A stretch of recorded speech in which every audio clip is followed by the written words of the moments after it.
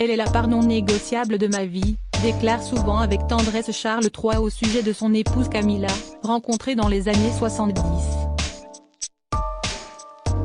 Toujours à ses côtés, dans l'ombre, Camilla veille.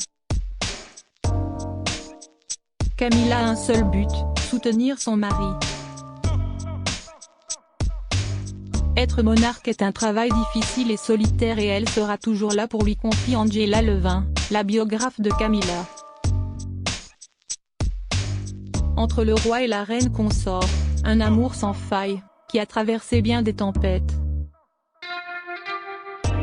Le 6 mai prochain, le couple sera couronné sous les voûtes de l'abbaye de Westminster.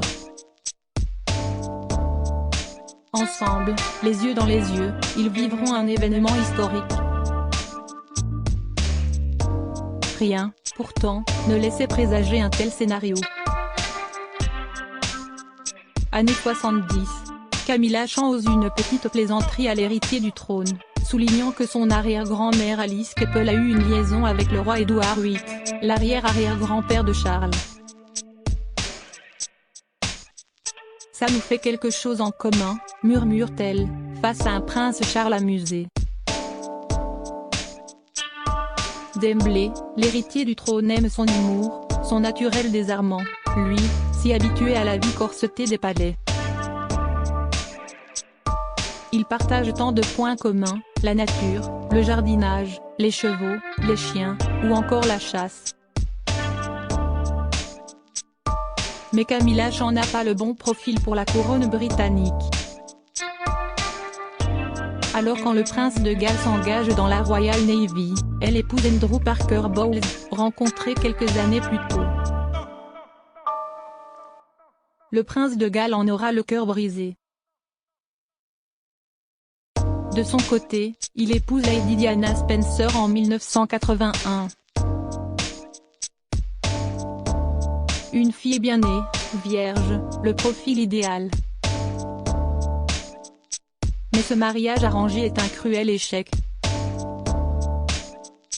Et le prince Charles retournera vite dans les bras de son premier amour. Cachée, leur idylle ne sera que plus forte. Ils divorceront chacun leur tour. Mais quand la princesse des cœurs meurt lors d'un tragique accident de voiture sous le pont de l'Alma en 1997, Camilla devient l'ennemi public numéro 1. Elle se cache, se terre, mais le couple ne tire en aucun cas une croix sur son amour. Pour redorer son image, Marc Bolan sera appelé en renfort afin de faire accepter et relooker Camilla. Une grande opération séduction est lancée. Avec un objectif en tête, le mariage. Il aura lieu le 9 avril 2005.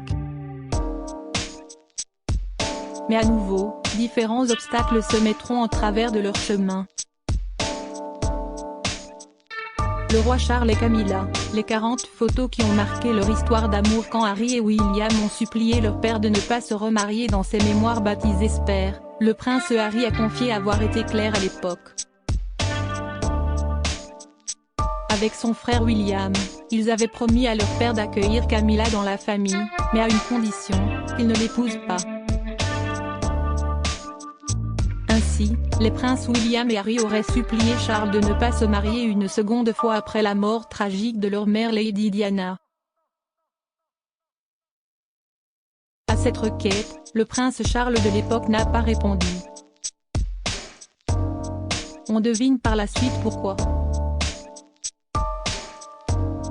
Déterminé à faire accepter à sa famille et aux Britanniques sa bien-aimée, le prince Charles n'a écouté que son cœur, et non ses fils.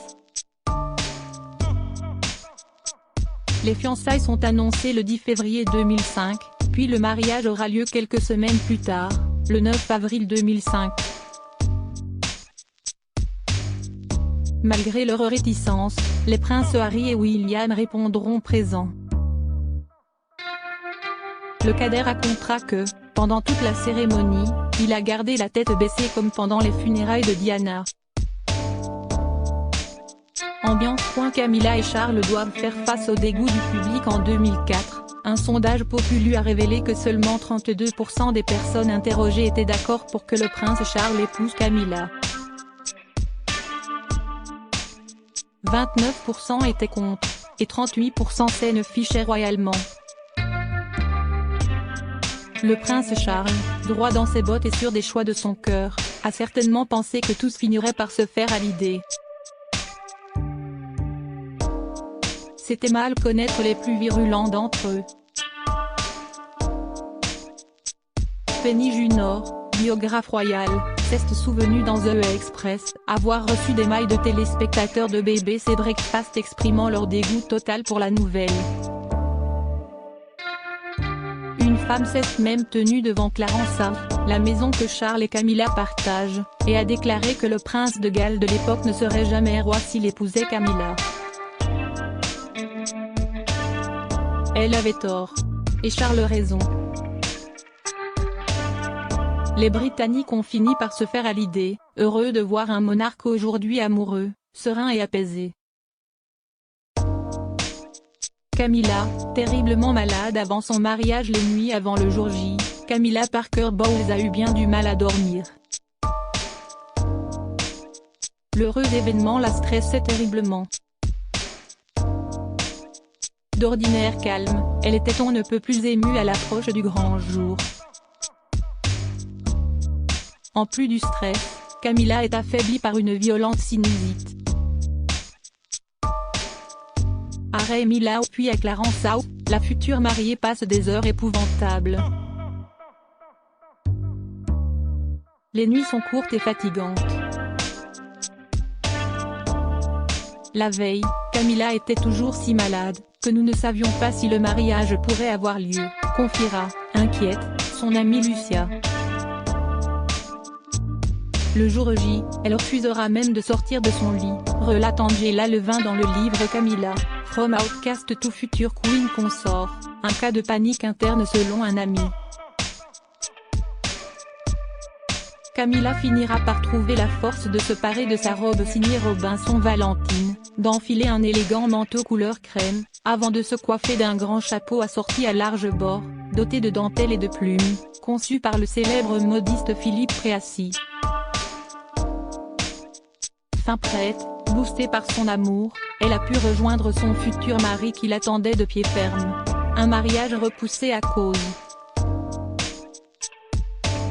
de la mort de Jean-Paul II. Initialement, Charles et Camilla avaient choisi la date du 8 avril pour leur mariage.